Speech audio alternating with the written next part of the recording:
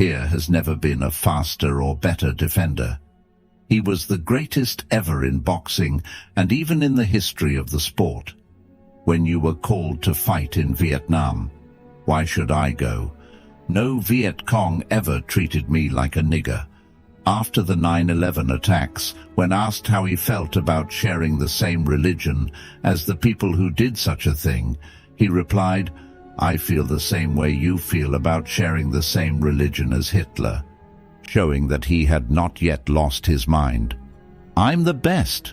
I was saying that before I saw it with my own eyes. Don't tell me I can't do that. Don't tell me it's impossible. Don't tell me I'm not the best. I'm the best of the best." On 04/06/1964, he converted to Islam. He fought 59 fights as a professional and lost only 3, all 3 rematches. In 1984, he contracted Parkinson's disease. His daughter Layla Ali was a boxer like him, born on 17/01/1942 in Kentucky, where racism was rampant until 1962. Blacks and whites had separate hotels and restaurants. He was born into a poor family. He didn't have enough money to get on the bus, so he would run alongside the bus. And when people asked him why he did this, he would reply, "To keep in shape." His clothes were from charity shops. When he was 12 years old, he and his best friend went to the fair on their bicycles. When they returned from the fair, his bicycle was missing. When he went to complain to the police, who were in the boxing gym at the time, he was very impressed by the atmosphere in the boxing gym. As he was leaving the gym, the police asked him to leave. The police told him that he could work in the gym, and Ali's boxing life began. In 1969, when he refused to participate in the Vietnam War, he was stripped of his title and imprisoned for a long time. After a 3-year hiatus, he returned to the ring. He won 161 of his 167 fights as an amateur. In 1960, he won first place at the Rome Olympics. He threw the medal he won into the river after an argument in a restaurant because he was black. After 1960, he began fighting professionally, winning many of his fights by knockout. During his fight with George Foreman, his trainer Bundini gave the most galvanizing speech in the history of the sport. "Dance, champ, dance for the lonely children in the orphanage. Shake your fists for the children. Dance for the unemployed who can't pay their rent.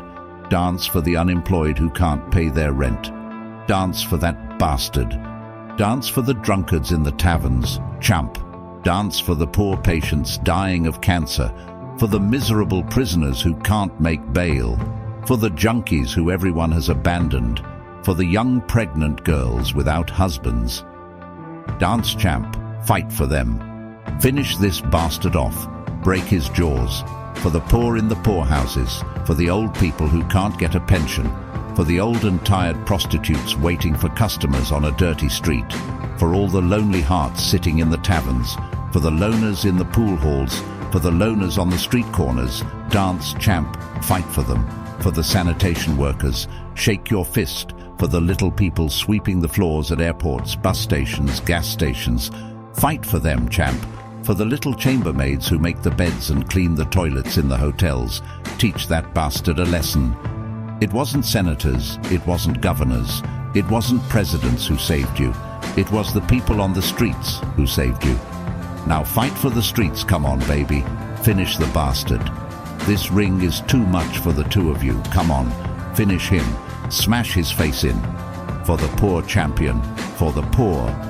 Come on, baby. Shake your fists. Nobody can beat Muhammad Ali. Nobody. There are athletes who have achieved greatness, but neither Michael Jordan, nor Maradona, nor Michael Schumacher, nor anyone else would have achieved the fame and respect they have today if they had gone through something similar to what he went through. He stood up to the most powerful state in the world at a time when his people were oppressed. He stood up for what he believed in, even at the cost of losing everything. He was never a clown for more money and fame. Ali's value increases even more when we consider that many athletes who look like gods today are their playthings in order to get $3 to $5 million more from sponsors. If he wanted to, he could have remained apolitical and acted like a tabloid item, flattering Uncle Sam and continuing his career with beautiful girls and lots of money. But then he would only be known as the best boxer in the history of boxing, and he would have gained everyone's sympathy. Now, years later, many people from all walks of life, Muslims and Christians, black and white, not only see him as the best athlete in the world, but also as someone who has sympathy and great admiration